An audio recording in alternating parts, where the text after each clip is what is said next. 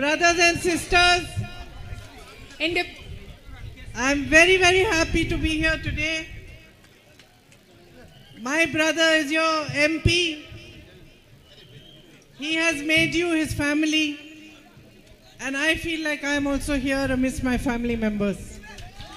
Ellavarku mente namaskaram. You are the pride of India. You celebrate Vishu, Onam, Eid, Christmas, Easter. All the religious groups live in harmony. You are an example for the whole nation to see. You are the children of Narayan Guruji, who taught us all the way of truth, who brought the idea of equality amongst you. The idea that no matter how poor you are, how rich you are, no matter whether you are a farmer somewhere in a village, whether you are the Prime Minister of India, as human beings you are all equal. And this is the same idea that Mahatma Gandhi ji expressed. It is the same idea with which he inspired the revolution against the British and made India free. It is the same idea seeded in the Constitution of India. That is why today, no matter where in the country you are, no matter what you do, no matter which religion, which caste you belong to, you have a vote which is your greatest power. This vote makes the future. It makes your country strong. It makes you choose for the next 5 years who is going to be in government, how that government is going to work, and what your future is going to look like. So it's very, very important for you to understand, especially today, under the circumstances and the way things are in our country, that this vote of yours is not just for you, not just for your family, not just for Wayanad, but it is a vote that is going to protect the democracy of this country and the constitution for which all these great people gave their lives and fought. So I want to tell you a little bit about what is going on in our country today. I'm sure you watch TV, you listen to the media, but unfortunately, most of the media is captured by the BJP, by the forces that support the BJP. So often they don't show you the truth. But if you look carefully, the truth is everywhere. The truth is in the daily struggles of your life, in how prices are rising exponentially, whether it's the price of petrol, diesel, oil, anything you use in farming, anything that you go and buy from the shops, those prices are rising exponentially. The truth is in the figures, the rise in the unemployment rate, which has multiplied in the last 10 years. The truth is in the fact that our savings have reduced, the household savings have reduced. The truth is in the fact that the growth rate is nowhere near what it was during Manmohan Singh ji's time. In fact, if you look carefully and you listen to the Prime Minister's speeches and to the speeches of other politicians in the BJP, you find that the truth is reflected in the fact that they will not speak about your problems. They will not speak about development. They will not speak about real issues. Every single day they pull out some new issue which is unrelated to your life, which is unrelated to your progress, which is unrelated to rising prices, rising unemployment, and they make the whole media talk about those irrelevant issues and try to make the election about them as well. The truth is that in the last 10 years, they have done all they could to destroy every institution that protects the rights of the public in this country. Anybody who fights for you, anybody who speaks out against them, anybody who speaks out for you is harassed, intimidated, and brought to their knees. Today, we are about changing the constitution. It is the constitution which protects your rights. It is the constitution that sees each one of you as equal. It is the constitution that gives you your right to vote, your right to reservations, and every right that makes you strong. And their leader slowly talking about the fact that if you give them another majority in this election, they are going to change the constitution. It must be the first time of this nation and our democracy that two sitting chief ministers have been jailed right at the time of the elections. Hemant Soren ji is a tribal chief minister. He has been harassed endlessly, and today they have put him in jail as well. The situation is thus that Congress party's accounts have been closed by this government just before the elections, so that we do not have the strength to fight the elections in the way that we can. On the other hand, you must have seen that Mr. Narendra Modi came out with a scheme called the Electoral Bond Scheme. This Electoral Bond Scheme was a scheme that ensured that whoever gave donations to political parties, his name or that company's name would remain secret. A case was put in the Supreme Court, and the Supreme Court judged that this scheme would lead to corruption and would lead to biases.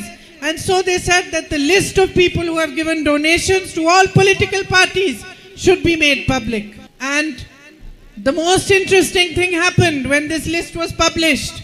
It was found that all sorts of companies had given huge donations to the BJP. Some companies that were earning around 100 crores had given donations of thousands of crores. Some companies that had got contracts from the BJP had given big donations. Other companies on whom cases were put, who were raided, who were pressurized, gave donations, and those cases were removed. Those raids were stopped. So the situation in the country is that institutions that protect you are being weakened. Democracy is being weakened. Corruption is being made systemic. It's being institutionalized. And worst of all, the Prime Minister feels that he can get away with anything and there is no answerability to the public. So while you're showing beautiful images on TV, while you're shown the Prime Minister looking strong and powerful, what has he done to make you strong? He has done but distract the public, divert the public's attention from real issues. And he continues to do it every single day of this election campaign. On the other hand, you have an MP from here, my brother Rahul, who has done nothing but fight for you. They called him all sorts of names. They abused him every day. They spread lies about him. They made videos on social media lying about him. They continue to do it every single day, but he did not stop. They put false cases against him in every corner of this country, in Gujarat, in Bihar, elsewhere, so that they should harass him as much as they could. Called his martyred father a traitor to this nation. They called his martyred grandmother a traitor to this nation. They called his grandfather, great-grandfather names. They called his mother names. They attacked his family, but he did not stop fighting for you. With truth and humility and love in his heart, he walked from Kanyakumari to Kashmir, and he traveled from God that we are a united nation, that we must fight for that democracy is not destroyed in our country. They threw him out of parliament. They threw him out of his house. He still did not stop fighting for you. I'm his sister. I'll tell you something. We used to play a lot of soccer when we were children. He taught me how to play. He was a very good player. The one thing he could not accept, we would play, we would fight, sometimes somebody would win, sometimes somebody would lose. But one thing he could never accept was unfairness. As a child, somebody in his own team was unfair to somebody else. As a child, unfairness was unacceptable. And ever since he was a child, whether it was any unfairness being shown to a little animal, or unfairness to other human beings, or to other children, he stood up for the person who was being victimized. And I'll tell you one thing about Rahul, that if his own people, he will stand unfailingly for what is right, for the truth, and what he believes is the reason and the foundation. And that is the idea of fairness and equality. When the this whole sector hands the ports, the airport, everything to his rich policemen friends, and that also only 2 or 3 of them. That is not fairness. That is your wealth which he is giving to those people. When you struggle day and night to make ends meet, to feed your children, to educate them, to find them jobs, and you have no support from your government, and all the support is reserved only for a few people who are the Prime Minister's friends, that is unfairness. When elected governments are brought down by bribing MLAs, by giving them hundreds of crores, when the public has elected them, that is unfairness. When a young boy like Siddharth is tortured and ragged until he passes away, and when there are rooms reserved in universities specially to torture children who go there to study and make a future, and no action is taken against them, that is unfairness. When women are molested or paraded in the way that one lady was paraded in Manipur, or when women are raped like in Hathras and Unnao, and the government protects the rapist, protects the molesters, or turns its face away, that is unfairness. It is unfairness, and it is unacceptable in a democracy. You look at Kerala itself, look at the government that is running here. It is fully colluding with the BJP. The only person they attack is Rahul Gandhi. BJP politicians are caught with crores in their car. No action is taken against them. And please be very alert and notice this, that the Kerala Chief Minister's name has come up in many scams. But nowhere has Modi ji's government taken any action against. Every other opposition leader is attacked, harassed, put into jail, cases are put on them, but not against the Chief Minister of Kerala. And the greatest unfairness that is constantly being perpetrated on the people of India is that they are constantly being distracted and asked to vote on the basis of their emotions, their religion, or their caste. Instead of being asked to vote on performance, on the fact that the government should be creating progress, should be developing this country, should be providing opportunities for education, should be providing centers, hospitals for health, should be creating opportunities of work and jobs and employment for you. This is not Rahul ji's politics. Rahul ji's politics is a politics of truth, of real issues, and of hard work. Through his efforts, projects worth 145 crore road projects have been passed for Wayanad. 54 houses have been handed over to needy people, especially to widowed women and other needy people, and 37 more are in the process of being handed over. 10 smart Anganwadi centers have been opened. Under the funds that every member of parliament gets to spend for his constituency, Rahul ji's is one of the highest spent funds in Kerala for the area of Wayanad. 131 projects have been started with these funds. Projects for drinking water, for tribal colonies, dialysis machines, ambulances, school buses, and libraries. When the night traffic ban became an issue, Rahul ji came here and stood with you and fought for you. And the same thing happened when the demarcation of the buffer zone was taking place. He forced the government to safeguard your livelihood. He raised the Nanjangud-Nilambar railway line issue in Parliament. He raised it with both the Chief Minister of Kerala and the Chief Minister of Karnataka. He constantly works for your betterment. He treats you like family. He feels happy when he comes here and he moves among you. He tries hard to understand what your problems are and in which ways they can be resolved. It is under his leadership that many guarantees have been brought in the Congress manifesto this time, which will benefit the public. Minimum support price for crops will become a law in this country. There will be no question of not getting it. And rubber will be given agricultural status.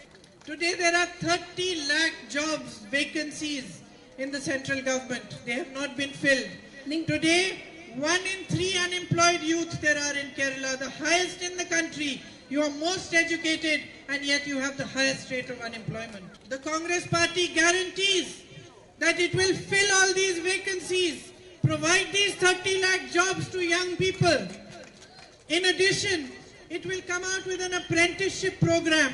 So if you are young and you have finished your studies, you will get an apprenticeship that will pay you at least 1 lakh rupees per annum until you find a proper job. Just like 100 days of work was guaranteed in the villages through the Manrega program, there will be an urban guarantee where in the urban areas also jobs will be guaranteed to that extent. 100 days of work will be guaranteed to everyone as a right.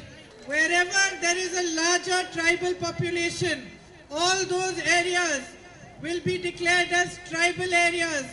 Forest land claims will be cleared within 1 year and there will be a special sub-plan for SCs and STs and a special budget. In every poor family, the eldest woman will get 1 lakh rupees per year so that she can have some savings.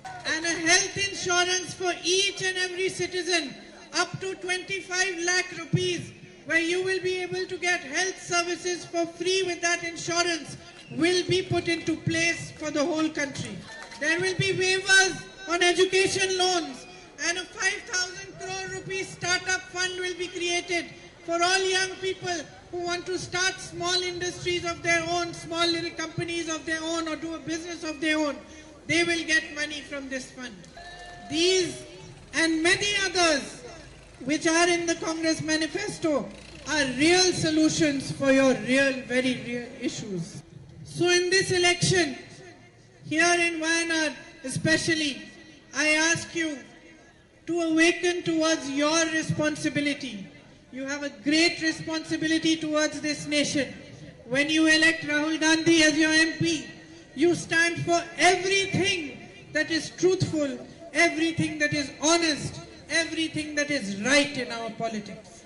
When you vote for Rahul Gandhi, you stand against the unjustness of handing over all the wealth of this nation to 2 or 3 people, and you stand for the idea that the wealth of the nation belongs to the public and it should be put back in the hands of the public.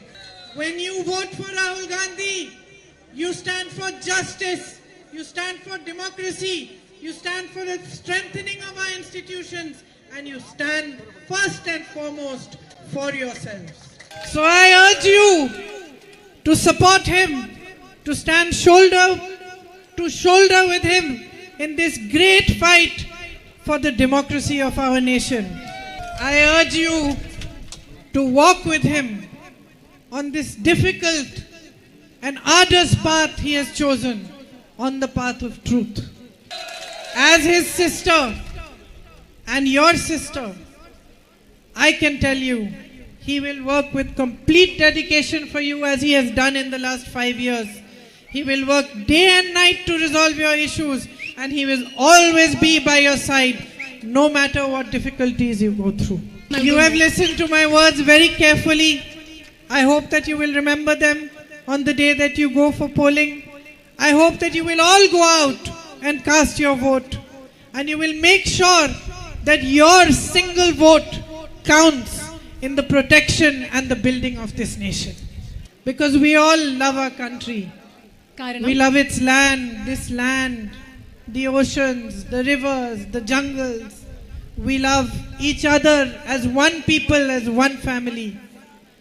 And it is time today for each one of us who cares for this country, who loves this country with all our hearts, to stand up for what is right, to look beyond ourselves, to look at the future of India and know that our one vote can either save it or let it go further down on a path of destruction that it is being led by Mr. Narendra Modi. So thank you very much for listening to me.